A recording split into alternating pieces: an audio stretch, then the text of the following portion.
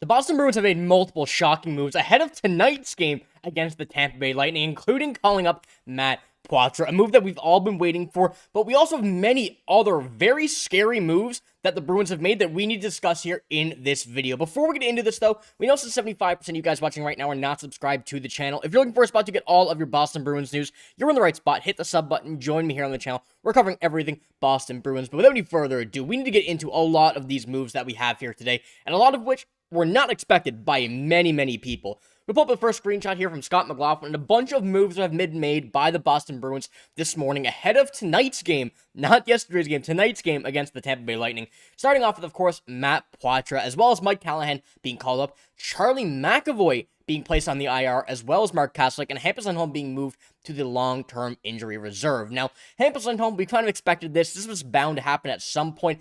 Kastelic, can't blame him there either. He was on the ice today, but obviously not playing tonight again just because of that injury that happened last game. Charlie McAvoy, an injury that came out of nowhere. He was on the ice this morning ahead of practice, but did not come back out with the main squad, which created a lot of uproar against the Bruins in the community, not knowing really what happened. But then we saw the move from Matt Poitras and Mike Callahan being called up, and Matt Poitras, of course, being the highlight of this one, and the way that we've been seeing him play in the AHL, I think that's no surprise to anybody that he's been bound to be called up. 20 points in 23 games.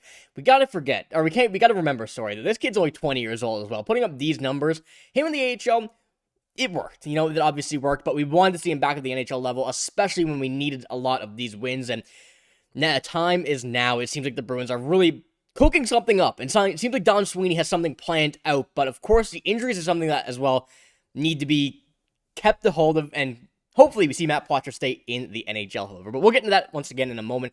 But the morning lines today, what we saw: Nikita Zadorov, Pastrnak, Marchand, Lindholm, LTIR, Wahlstrom, Poitras, Frederic, and Koepke, Beecher, Brazeau. And then also on the defensive side of things, with no McAvoy, means Peak moves up to the first line, Brandon Carlo on the second, and Jordan Oshlerly sliding into that right side on the right-hand side defense. So this is going to be a very interesting lineup here tonight, and what will be likely a must-win game for the Boston Bruins against the Tampa Bay Lightning. The Bruins currently in the hole, the first wildcard spot, but especially with having a few games more than the rest of the wildcard teams, you're going to need to get every win you can at this point, especially against a team like the Tampa Bay Lightning, who are also in the Atlantic, who have more games in hand, and with the Ottawa Senators, the Montreal Canadiens both creeping up, we need to get a win here. But this lineup is one that you're going to have to just be dogs. There's no way that you're going to go and run out these first two lines and let them kind of use their skill. You know, obviously there's a lot of skilled players on there, but this is the one where you're going to have to run all four. You're going to have to let everybody just dog it out in this game, and hopefully we do see some very, old school Bruins hockey in this game. I think that's what we're going to see as well with the way these lines are built. One critique I do have, and I want you let me know what you guys think as well in the comments here. I'd probably switch Frederic and Brazeau, and I know that Frederic and Wahlstrom have played well together, but Matt Poitras in the middle is only going to add to that, but Brazeau really should not be on the fourth line. Now, if they're going to run all four lines and they're just going to roll them, that would make sense, but it don't seem like the Bruins really plan on doing that. We know that the fourth line gets more minutes than majority of the fourth lines in the NHL anyways, but I still do want to see Brazeau, Koepke, and Beecher get more ice time than what we've been seeing, which is around 12 to 13 minutes a game. But Brazeau, just a bit more anyways for being normally on the third line. But this is going to be an interesting one to watch, especially probably the middle six, I would say. Wahlstrom, Poitras, and Frederic, and Marchand, Lindholm, and LTIR. See how those guys play since LTIR got called up yesterday.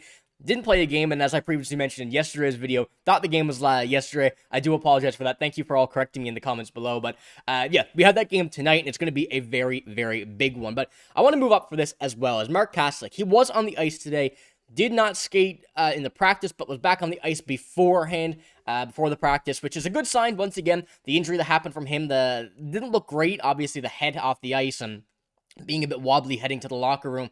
But he seems to be good, so once again, on the IR for him as well as Charlie McAvoy, which we're going to discuss in a minute, but good to see Mark Kastelic back, and as I mentioned, you don't really know, especially with a head injury, how long you may be out. It's not really something that you can determine beforehand like it would be for an upper or lower body injury that isn't head-related. So hopefully Kastelic's back soon. Obviously, he's been a big piece for this Bruins team, and the extension for him really proved that. But to move on, once again, we do see that Matt Poitras has been called up from the Providence Bruins, and this is one that we've all been waiting for. It's one that we've all really hoped to see sooner rather than later. And at the point now, it was time. And I think Don Sweeney realized that there were many moves that the Bruins have made since, he got sent down, calling up Fabian Lysell for one game, having many more moves here or there because of an injury for the game.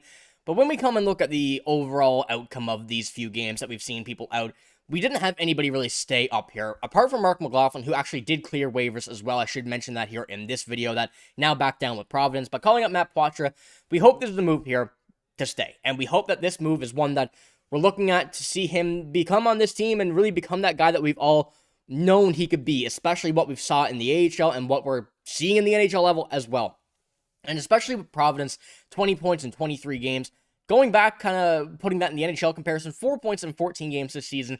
You can't really blame him for those either, and I don't want to say that it's his fault. I don't want to say it's the team's fault. The team was all out of sorts in the beginning of the season, so there was nobody that was playing good, and Matt Poitras was one player that was of the better group of those players. And seeing him kind of regroup there in the AHL, I believe he had it was a 6 to 7 game goal streak, and putting up those points on the AHL. And we got to remember, only 20 years old still, and still crazy to think about. Still crazy to think that he's 20 years old, just at that age. Seems like he already has so much NHL experience. He is going to be a player that, is going to get a lot of pressure on him. And that's one thing I think he's been suited for. I think that's one thing that comes with the market. But Matt Poitras is a guy that will handle that well. And I hope that we see this in these upcoming games. And we hope that he is up here for the long run now at this point. Because I don't know what the Bruins community and what our reaction will be if Don Sweeney does send him down once again. I think there's many other players that could be moved, could be sent down before Matt Poitras. But now we're going to get on to the one that I think a lot of people are really questioning, a lot of people are wondering about, which is, of course, Charlie McAvoy. What is going on with him? Why is he gone on the IR? We don't really see anything that correlates to having him come on the IR. Our best defender, I wouldn't say probably best this season, but certainly one of the better ones that we've had and the best on paper that we have right now. This is going to be a big loss for the Bruins. And of course, a lot of people are going to say that, he's been a liability on defense. He's been a liability on offense. He just really hasn't seemed to be himself this season. That is true, but he still is an incredibly important part of this team, whether or not he is actually playing to his standards. We've seen Charlie McAvoy have the struggles, but he plays such an integral part of even things that we don't realize, just normal passing plays, normal breakouts and everything. The part that he holds in that is one that is getting the Bruins wins. And having him out for this upcoming game is going to be, at least this upcoming game, I should say, could be more, hopefully not, is going to suck. But 20 points in 45 games for him this season. One of the tops on the team, actually, and averaging just under 25 minutes time on ice per game. This is going to be a big loss, and I'm sure we're going to have a quote from Joe Sacco here at some point regarding what this injury is about. Apparently, it's an upper body injury. I do not have any quotes here right now because this news just came out. I want to get this out as soon as possible, be the first on it to let you guys know, but we are assuming going to see some news on Charlie McAvoy at some point. I will update you on the Twitter when, if you do want to follow that, I'm going to give you guys updates during the games about all this kind of news. So make sure to follow that if you haven't already. Bruins Digest on Twitter. I did forget to put it in the description yesterday, and I do apologize for that.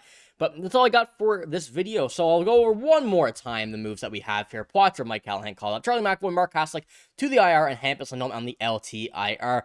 But that's all I got for this video. Let me know what you think about these moves in the comments below. Obviously, a lot the Bruins wanted to make, and a lot of us were hoping we're going to make, but obviously, another big loss comes with that, and Charlie McAvoy heading to the IR. So let me know what you think about all of this, but that's all I got in this video. If you did enjoy, give it a like, hit the sub button as well. I'm signing out. Thank you for watching. Hope you have a great day. See you later.